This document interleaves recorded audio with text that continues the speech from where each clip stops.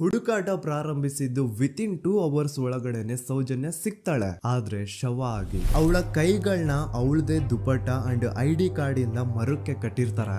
And most brutal part is ಅವಳ ಯೋನಿ, ಅವಳ ಏನಿತ್ತು ಅದ್ರ ಒಳಗಡೆ 6 ಇಂಚ್ ಮಣ್ಣು ತುಂಬಿರ್ತಾರೆ. ಓ ಬಿಡಪ್ಪ, ನಮ್ ಪೊಲೀಸ್ ಅವ್ರಿಗೆ ತಮ್ಮ ಡ್ಯೂಟಿ ಮೇಲೆ ಎಷ್ಟೊಂದು ನಿಷ್ಠೆ ಇದೆ, ಒಂದೇ ದಿನದಲ್ಲಿ ಆರೋಪಿನ ಹಿಡಿದ್ ಬಿಟ್ರಲ್ಲ ಅಂತ ಪೊಲೀಸ್ ಅವ್ರ ಮೇಲೆ ಫುಲ್ ಒಂಥರ ಹೊಗಳ್ತಾ ಇರ್ತಾರೆ. ಆದ್ರೆ ಪಾಪ ಜನರಿಗೆ ಎಲ್ಲಿ ಗೊತ್ತಿತ್ತು ಈ ಕೇಸ್ ನ ರಿಯಲ್ ಆರೋಪಿ ಬೇರೆ ಯಾರೋ ಇದಾರೆ, ಪೊಲೀಸ್ ಅವರೇ ಈ ಕೇಸ್ ನ ಮಿಸ್ಲೀಡ್ ಮಾಡೋದಕ್ಕೆ ಸುಮ್ನೆ ಸಂತೋಷ್ನ ಅರೆಸ್ಟ್ ಮಾಡಿದ್ದಾರೆ ಅಂತ. ಪೊಲೀಸ್ ಅವರು ಈ ಕೇಸ್ ಅಲ್ಲಿ ಕರಪ್ಟ್ ಆಗಿದ್ದಾರೆ, ಪೊಲೀಸ್ ಅವರೇ ಸತ್ಯ ಮುಚ್ಚಿಡ್ಲಿಕ್ಕೆ ಟ್ರೈ ಮಾಡ್ತಿದ್ದಾರೆ. ಹಾಗಾಗಿ ಈ ಕೇಸ್ ನ ಇನ್ಮುಂದೆ ಪೊಲೀಸ್ ಅವರಲ್ಲದೆ CBI ಅವರು ಇನ್ವೆಸ್ಟಿಗೇಷನ್ ಮಾಡಬೇಕು, ಈ ಕೇಸ್ ನ CBI ಒಪ್ಸಿ ಅಂತ ಅಗೇನ್ ಪ್ರೊಟೆಸ್ಟ್ ಗಳು ಸ್ಟಾರ್ಟ್ ಆಗ್ತವೆ. ಸೌಜನ್ಯ ಕೇಸ್ ಒಂದೇ ಅಲ್ಲ, ನಾರಾಯಣ ಹಾಗೂ ಯಮುನಾ ಕೇಸಲ್ಲೂ, ವೇದವಲ್ಲಿ ಕೇಸಲ್ಲೂ, ಆ ಬ್ಯಾಂಕ್ ಮ್ಯಾನೇಜರ್ ನ ಕೇಸಲ್ಲೂ ಹಾಗೂ ಪದ್ಮಲತಾ ಕೇಸಲ್ಲೂ ಸೀದಾ ಡೈರೆಕ್ಟ್ ಡೌಟ್ ಬರೋದೆ ಊರಿನ ಗೌಡ್ರ ಮೇಲೆ. ಸೌಜನ್ಯ ಕೇಸ್ ಬಿಟ್ಟು ಆ ಇನ್ನೊಂದು ಕೇಸ್ ಯಾವುದು, ಅದಕ್ಕೂ ಸಂತೋಷ್ಗೂ ಏನ್ ಸಂಬಂಧ, ಅದ್ರಲ್ಲಿ ಯಾಕೆ ಸಂತೋಷ್ನ ಪೊಲೀಸ್ ಅವರು ಫಿಟ್ ಮಾಡಿದ್ರು ಅಂತ ಪ್ರತಿಯೊಂದು ಹೇಳ್ತೀನಿ.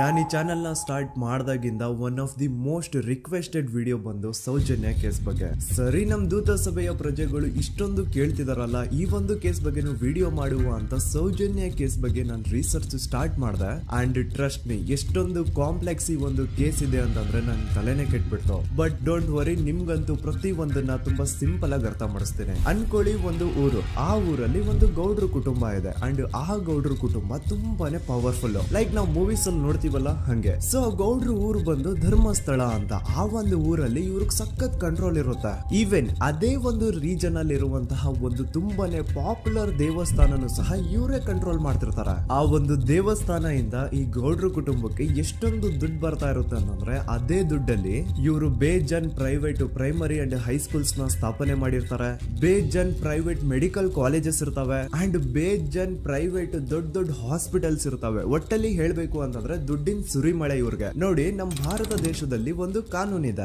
ದ ರಿಲಿಜಿಯಸ್ ಎಂಡೋಮೆಂಟ್ ಆಕ್ಟ್ 1863 ಅಂತ.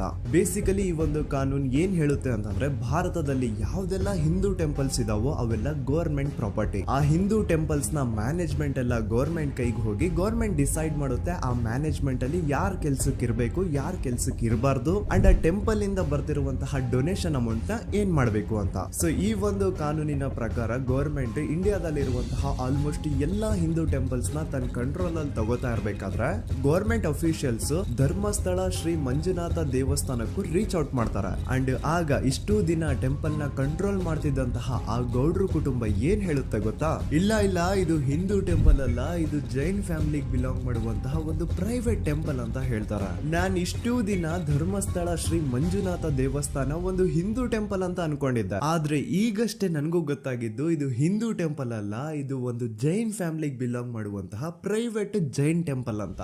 ಸೊ ಹೀಗಾಗಿ ಗವರ್ಮೆಂಟ್ ಅಫಿಷಿಯಲ್ಸ್ ಏನೂ ಮಾಡಕ್ಕಾಗದೆ ಇವತ್ತಿನವರೆಗೂ ಈ ಒಂದು ಧರ್ಮಸ್ಥಳ ಶ್ರೀ ಮಂಜುನಾಥ ದೇವಸ್ಥಾನನ ಒಂದು ಪ್ರೈವೇಟ್ ಟ್ರಸ್ಟ್ ನಡೆಸ್ಕೊಂಡು ಹೋಗ್ತಿದೆ. ಅಂಡ್ ಆ ಪ್ರೈವೇಟ್ ಟ್ರಸ್ಟ್ ನ ಓನರ್ ಯಾರು, ಅದೇ ಗೌಡ್ರ ಕುಟುಂಬ. ನೋಡಿ, ನಾನು ಈ ವಿಡಿಯೋದಲ್ಲಿ ಯಾರ್ದು ರಿಯಲ್ ನೇಮ್ಸ್ ನ ಬಳಸ್ತಿಲ್ಲ. ಪ್ರೀವಿಯಸ್ಲಿ ಬೇರೆ ಯೂಟ್ಯೂಬರ್ಸ್ ತಮ್ಮ ವಿಡಿಯೋಸ್ ಅಲ್ಲಿ ರಿಯಲ್ ನೇಮ್ಸ್ ನ ಬಳಸಿದ್ದಾರೆ ಅನ್ನೋ ಒಂದೇ ಒಂದು ಕಾರಣಕ್ಕೆ ಅವ್ರ ವಿಡಿಯೋಸ್ ನ ಡಿಲೀಟ್ ಮಾಡಿಸಿದ್ದಾರೆ. ಸೊ ಅವ್ರ ಜೊತೆ ಆಗಿದ್ದು ನನ್ ಜೊತೆ ಆಗೋದ್ ಬೇಡ, ಸತ್ಯ ಮುಚ್ಚೋಗೋದು ನನ್ಗೆ ಇಷ್ಟ ಇಲ್ಲ. ಹಾಗಾಗಿ ನಾನಿಲ್ಲಿ ರಿಯಲ್ ನೇಮ್ಸ್ ನ ಬಳಸ್ತಿಲ್ಲ. ಆದ್ರೆ ನಾನು ಯಾರನ್ನ ಪಾಯಿಂಟ್ ಔಟ್ ಮಾಡಿ ಹೇಳ್ತಿದ್ದೀನಿ ಅನ್ನೋದು ಮಾತ್ರ ನಿಮಗೆ ತುಂಬಾ ಕ್ಲಿಯರ್ಲಿ ಅರ್ಥ ಆಗುತ್ತೆ.